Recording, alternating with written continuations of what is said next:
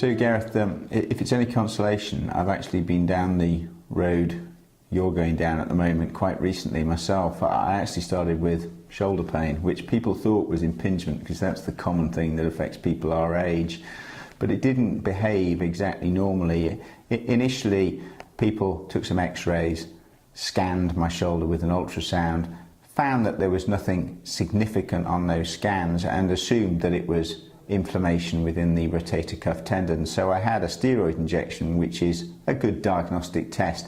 It actually didn't confer any benefit to me, and a few weeks down the line what we noticed was that my range of movement was starting to deteriorate, which is much more typical of a frozen shoulder, which is actually less common but again occurs in people of about our age group.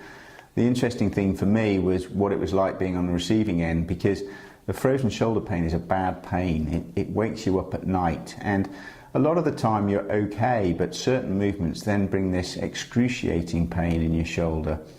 I actually went and had a more detailed scan done. I had an MRI scan. Again, that was quite interesting because I always tell my patients that the tube is quite tight and it's a little noisy, and actually it really is quite tight and it really is quite noisy, but it didn't hurt and it was over in about 20 minutes.